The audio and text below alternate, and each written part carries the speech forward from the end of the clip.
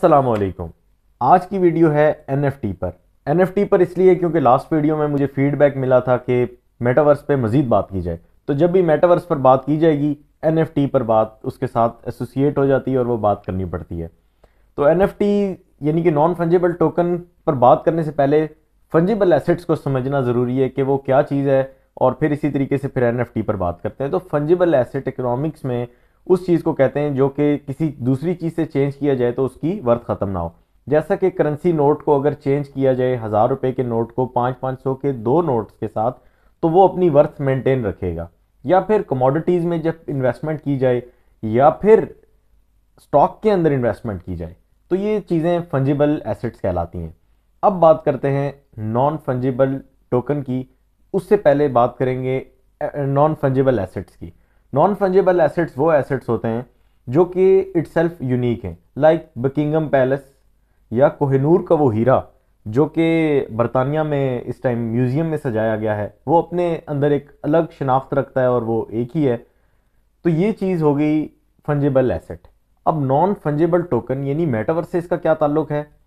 ये ऐसा है कि जिस तरीके से कोई डिजिटल आर्ट है, उसको उसको डिजिटली उसकी शनाख्त मेंटेन की जाए और फिर उसके बाद उसका सर्टिफिकेट यानी एक टोकन जनरेट कर दिया जाए कि ये ऑनरशिप इन साहब की है। मिसाल इसकी ऐसी है, जिस तरीके से जो फाउंडर थे, सीईओ थे, एक्स सीईओ हैं ट्विटर के, उन्होंने अपना जो पहला ट्वीट था वो NFT के तौर पे लिस्ट किया और 2.5 मिलियन US डॉलर में सेल कर दिया, और उसकी ऑनरशिप इस तरह ट्रांसफ़र की कि उसके अगेंस्ट एक टोकन इशू कर दिया। तो टोकन क्या है? टोकन ब्लॉकचेन पे जिस तरीके से क्रिप्टो करेंसीज हैं, ये एक करेंसी की शक्ल रखती हैं, इसी तरीके से ब्लॉकचेन टेक्नोलॉजी में जब कोई चीज़ आप लिस्ट कर दें और डिस्ट्रीब्यूटेड उसकी कॉपीज मेंटेन हुई हो, जिस तरीके से ब्लॉकचेन का जो रूल है, मल्टीपल डिस्ट्रीब्यूटेड लेजर्स होते हैं जो कि हज़ारों की तादाद में शनाख्त रखते हैं कि ये इसकी होल्डिंग किसके पास है। इसी तरीके से ये नॉन फंजिबल टोकन यानी NFTs जो हैं, जब किसी को सेल किए जाते हैं तो इसके अगेंस्ट इसका जो टोकन है वो इशू कर दिया जाता है, और वो टोकन इस बात की शनाख्त देता है कि ये किसकी ऑनरशिप में है। खाली एक ट्विटर के सीईओ एक्स सीईओ का जो ट्वीट है वही NFT के तौर पे लिस्ट नहीं है जो कि नामी गिरामी है, बल्कि एक पिछले दिनों में एक पाकिस्तान का एक आम सा एक मीम था जिस पर आप शायद किसी को हंसी भी ना आए, वो $50,000 में बिका। या फिर वो एक अजीब सी बिल्ली जिसमें दौड़ रही है, और वो मीम $50,000 से भी ज़्यादा का, बल्कि वो $5 लाख की लिस्टिंग हुई और वो बिक गया। और इसी तरीके से तरह तरह की एनिमेशंस और आर्ट वर्क्स जो हैं वो NFT के तौर पर लिस्ट हो रहे हैं। बहुत सारी जगह हैं जहाँ पर ये लिस्ट किए जाते हैं, और लिस्ट करके उसके बाद उसका वॉलेट आप क्रिएट करते हैं और फिर उसके बाद उसको अपलोड करते हैं, और फिर उसके बाद कोई ना कोई उसको ख़रीद लेता है। एक तरीकाकार ये है, और फिर उसके बाद कुछ लोग जो उसको ख़रीद रहे हैं वो उस पर ट्रेडिंग भी कर रहे हैं। तो जो ट्रेडिंग है उससे वो वर्थ उसकी जब आहिस्ता आहिस्ता जिस तरीके से स्टॉक के अंदर लोग ट्रेडिंग कर रहे हैं और वो उसकी वर्थ बढ़ जाती है, इसी तरीके से NFT की भी वर्थ बढ़ती जा रही है। और अब नॉर्मल ट्रेंड चल रहा है, अगर आप डेली देखें तो आपको बड़ी हैरानकुन चीज़ें मिलेंगी। फिर वो ऐसी मिस्टेक भी नज़र आ रही है जिसमें किसी ने गलती से $3 लाख का यानी कि 75 इथेरियम का जो इक्विवेलेंट एक NFT था, वो गलती से 0.75 का कर दिया, और वो फ़ौरन किसी बॉट ने उसको परचेज़ कर लिया और वो फिर उस आदमी उससे हाथ धो बैठा। लेकिन अगर उस खाली एनिमेशन या उस पिक्चर को देखा जाए तो उसके अंदर शायद कोई ऐसी वर्थ वाली चीज़ नज़र नहीं आती। एक सवाल इसके अंदर आता है, क्या जो NFT जो यूनिकनेस है, टोकन है, यानी कि जो सर्टिफिकेट ऑफ ऑनरशिप है वो इशू कर दिया जाए तो उसके बाद कोई इसको कॉपी नहीं कर सकता?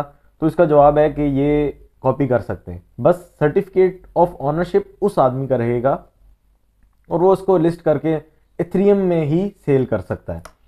तो ये एक इसका ओवरव्यू है जो कि NFT हैं।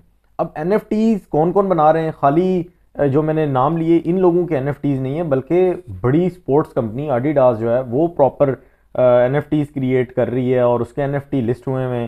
फिर इसी तरीके से जिस तरह फेसबुक ने, मेटा ने अपने आप को ट्रांसफॉर्म करने का ऐलान कर रखा है, तो इंस्टाग्राम के ऊपर वो भी NFTs को लिस्ट करने का ऐलान कर चुके हैं। और इसी तरीके से मुख्तलिफ मार्केटिंग कंपनीज जो हैं वो NFTs के ऊपर इन्वेस्ट कर रही हैं और उसको लिस्ट करवा रही हैं, और कुछ लोग मज़ीद अपने ऑन पर भी NFTs क्रिएट कर रहे हैं और लिस्ट कर रहे हैं। तो ये तो NFT और नॉन फंजिबल टोकन को मैंने एक्सप्लेन कर दिया। अब बात की जाए कि क्या ये बबल है, क्या ये बबल फट जाएगा, क्या ये धोखा है। अपेरेंटली अगर आप देखें कि एक मीम जो है वो $50,000 में बिक रहा है और $5 लाख में एक भागती हुई बिल्ली का जिफ आ रहा है, तो ये समझ में थोड़ी सी नहीं आती ये चीज़, ये थोड़ा सा नॉर्मल लगता है।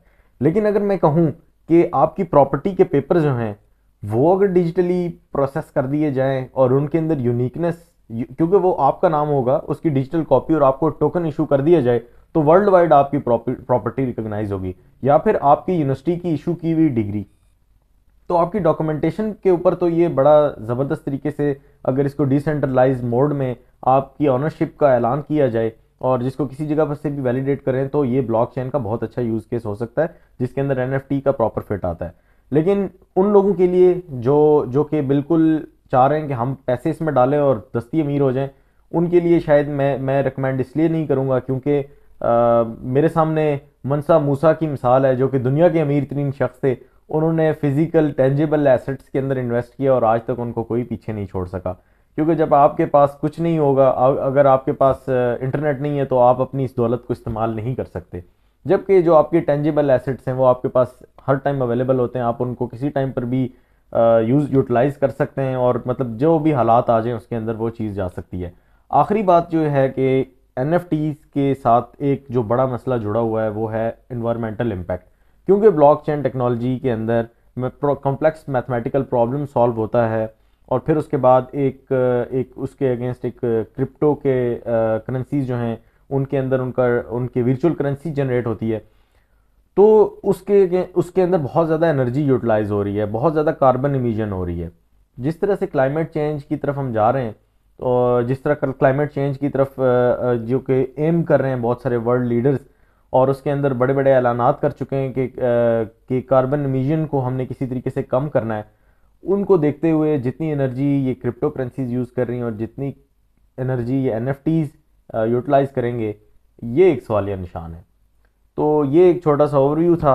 उम्मीद करता हूँ कि जिन लोगों ने ये ख्वाहिश का इजहार किया था कि इस पर बात करूँ, उनके लिए ये कुछ मज़ीद इन्फॉर्मेशन होगी। और ये वीडियो पसंद आई है तो इस वीडियो को लाइक करें और शेयर करें। Thank you very much. अल्लाह हाफिज़। मिलते हैं अगली वीडियो में। अल्लाह हाफिज़।